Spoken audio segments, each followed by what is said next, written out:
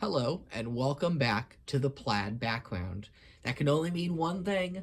Yes, it's time for another pickups video. I've been to more flea markets, I've got more junk, so let's take a look. Okay, so starting things off, I don't usually buy like these Easter porcelain dolls. You know, like every Easter time they sell like little bunny dolls. They're all so ugly. They're just so ugly. But this one, I just had to get. It is this lovely bunny that's in like a Danish dress. And I just thought she was so beautiful. Got a pretty good face sculpt there. And I just liked her. So I think I paid $3 for that one. Not bad, and she'll look great on the shelf with all the other bunny folk. Okay, up next I got Styx.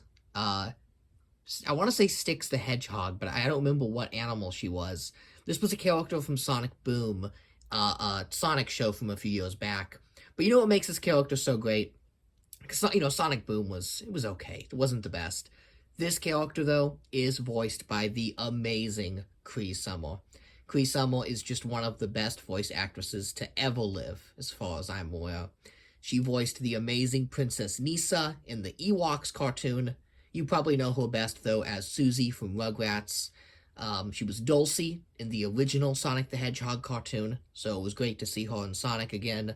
She's just, if you've ever watched any cartoon in your life, chances are she has been in it.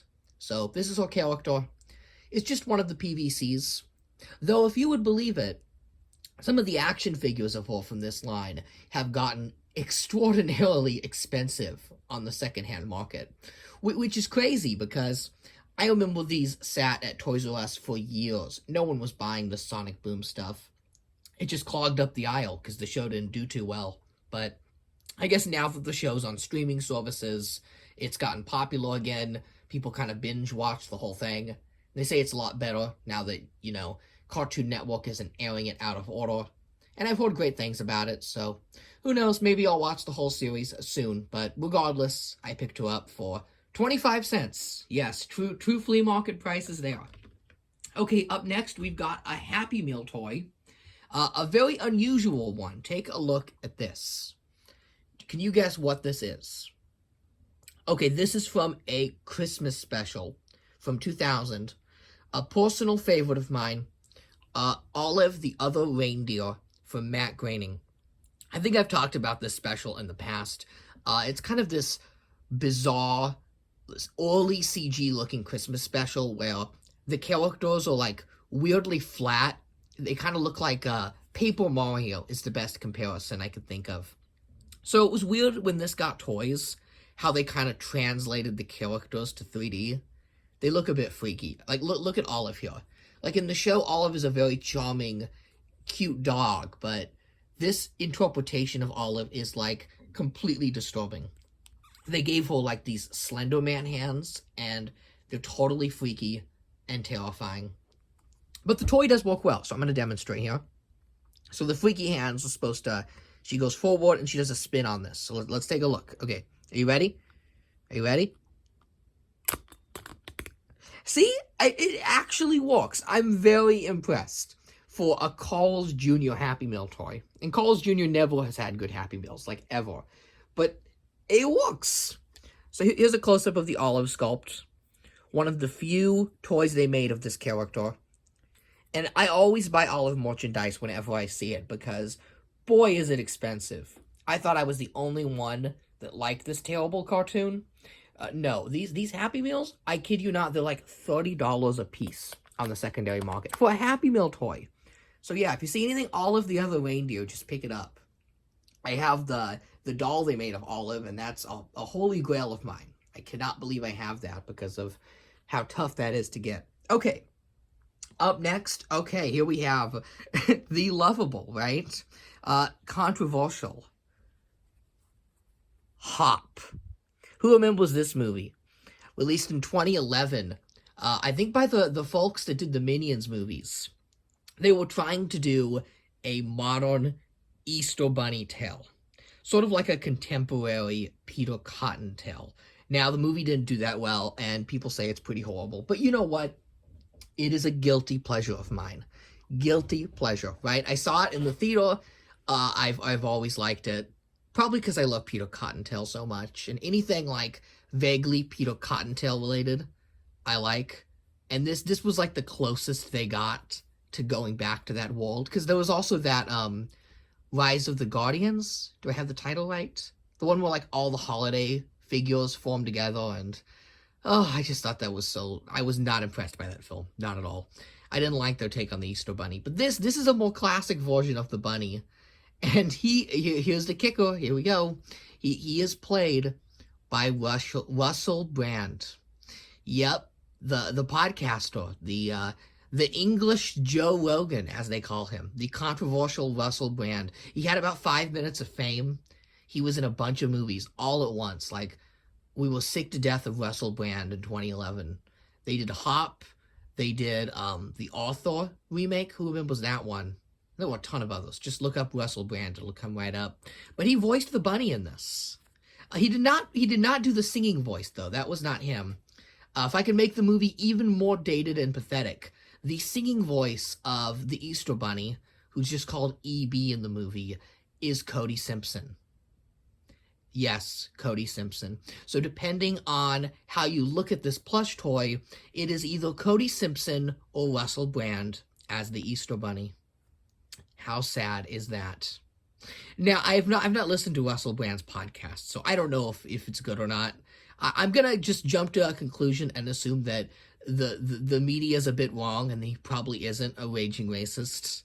Just taking a wild guess there, because, you know, he's just questioning the slightest bit of authority. But you know what is racist? I know, what a terrible setup for the next toy. This action figure, I did not know existed. What kid wants this?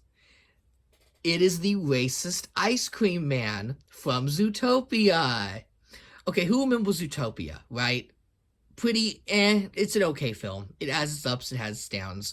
But this is like the evil ice cream man that runs the segregated ice cream shop. Remember? He gets all mad at Nick, and he's like, no foxes allowed. He's like a bad guy. He's like a raging racist. He doesn't have any redemption. He's not a good guy. He's just an evil, evil, sick man. And what kid doesn't want an action figure of this? I can't believe they made this toy. And it's an impressive figure, too. It's big. He towers over the other Zootopia figures, which makes sense. He's an elephant. He's big in the movie. And his trunk is movable. And I think he's supposed to hold an ice cream there. So yeah, they made a figure of this guy. I had no idea. Now, I have a theory on why this toy was made. Because I don't think Tomy sat down and said, let's make the racist elephant, right? Because I can't imagine this figure went over well with parents. But there is a credible reason on why this figure happened. Because, you know, Disney's got all this weird rules on what toys you can and can't make. Like, you know, in their Star Wars line, you can no longer make a figure of Slave Leia. You know, Leia when she's in the bikini and chained to Jabba? You cannot make a toy of that. That's banned because it's seen as politically incorrect. So you can't make the Princess Leia in the bikini, but you can have the segregated ice cream shop owner. Like, what's the place scenario for this figure? I don't even want to know. But again, here's my theory on why this exists. The Zootopia toy line, which I actually found a couple Zootopia figures in my last haul video, so I'm on a winning streak with these, was made about 2 years before the film's completion, which is normal for toys. That's always how it is. You make the toys 1.5 to 2 years out. But Zootopia was a movie that was made in the editing bay. It's kind of a Frankensteinian film where it tested very poorly, and the final film that was released was made in a couple months. You can really tell. If you watch Zootopia and tell yourself that it was made in the editing bay, it makes total sense. Everything was just spliced up and redubbed. Some scenes that were meant for the, the end of the movie were put at the beginning and vice versa. And in the original version of Zootopia, I mean, not even the original script, but the original edit, this ice cream man was actually a good guy. He was not an evil, racist. The reason he would not sell the ice cream cone to Nick was because he was concerned about the child's health. It's in the script. He's like, you don't want to be getting this much ice cream for your baby. Because remember, Nick's got Fennec dressed as a baby buying an ice cream. And this guy's like, that's too much ice cream for your baby. Don't you want to grow up and be healthy? So, like, he's actually like a good guy, like a good figure. But when they re-edited the film and decided to have the, what's the word I'm looking for? The darker themes, the racial allegory, they went back and redubbed this character and made him a segregationist racist. And now he has an action figure. Yay! Okay, final thing. So you know in the past I've talked about these Rankin-Bass special DVDs. I love these stop-motion specials. This one here is Jack Frost. This is a really good one. We've also got Mad Monster Party, Rudolph the Red-Nosed Reindeer. They're really great, and I've wanted them all for a while now. And you go to my local Sable thrift store, and I don't know if your thrift store is like this, but I've noticed that the DVD aisle has just become a nightmare. There's always like 5 or 6 hipsters crammed onto this aisle, just looking through DVDs and scanning like crazy with their phone, convinced that they're gonna find gold. I'm okay with reselling products. I mean, I do it. Everyone does it, right? But these people are so obnoxious, oh my goodness, because they take their shopping carts and they use it to block the aisles. They actually set up barricades so that you cannot get down the DVD aisle until they're finished. And they may take up to an hour. So I have had minimal luck finding these at my local thrift store. The other thing is prices on their DVDs are going up. I pay like $3.99 a piece for these, which is fine. It's, you know, some of these tougher ones to get, like Mad Monster Party, it's absolutely a good deal. But, you know, it adds up quick when you're trying to buy all these specials. So I go to the swap meet, and you see boxes of DVDs, and it's totally different. There are not hipster scumbags looking through them. They're mostly looking through video games. That's what I've noticed. If you want to buy video games at the flea market or the swap meet, good luck. Don't even bother. But DVDs, you've got a decent shot. So look what I got. Look what I got. Are you ready? Look at all that stop-motion Rankin-Bass content. 3 box sets just filled to the brim with DVDs. I actually think most, if not all, of the specials are on here, right? Because you get Rudolph, Frosty, Santa Claus is Coming to Town, Little Drummer Boy, Cricket on the Hearth, right? Those are all fine. But then you get some of these more uncommon ones. You get Year Without a Santa Claus Deluxe, which is amazing and sadly doesn't air on TV anymore. Rudolph's Shiny New Year, Christmas in July. That I just watched that one. It's an hour and a half full movie. It's even got, okay, there's one here, if you'll see, Frosty's Winter Wonderland. This special is only available on this box set. It is a very tough DVD to get. And that has to do something with the distribution rights, where Frosty 2 is held by different people than Frosty 1. And it has never aired on TV since the 1980s. So chances are you've never seen it. Now you're thinking to yourself, well, I've seen Frosty 2. That's the one with John Goodman. Okay, that's a different Frosty 2. That's the one on here, called Frosty Returns. So when they lost the rights to Frosty 2, the people who owned Frosty, they're like, we'll just make another Frosty 2, and kids will never know. So there's actually 2 Frosty the Snowman sequels. One is called Winter Wonderland, and one is called Frosty Returns. Now, the one with John Goodman called Frosty Returns, I have the nostalgia goggles because I've watched it every Christmas my whole life. So I know it, like, I know every line and love it. But I've heard that Winter Wonderland is actually the better movie because it actually sets up Christmas in July. If you've never seen Christmas in July, that's a theatrical movie where Rudolph and Frosty team up to fight a wizard. It is bizarre. It is a weird movie. But Winter Wonderland is kind of like the prequel. It sets up that movie. Yeah, there's a lot of lore to these Rankin-Bass Christmas specials. They all connect. But hey, look, I can binge them all now. And are you ready? Here's the kicker. What do you think I paid for all three of these together? $3. I paid $1 a piece for these. Like, that is amazing. And reasons like that are why I get up at the crack of dawn and go to... I know I say that every time. Get up at the crack of dawn and go to the swap meet, the flea market. It's worth it. Thrift stores are good. I do great at thrift stores. But the swap meet is really where I do the best. I was just talking... I think I do better at the swap meet than toy shows and conventions.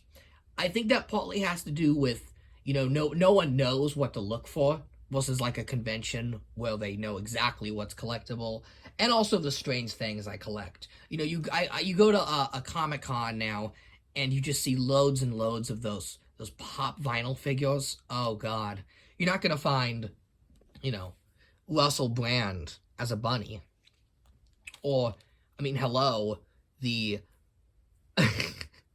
Evil Offensive Ice Cream Man figure. I still can't believe that exists.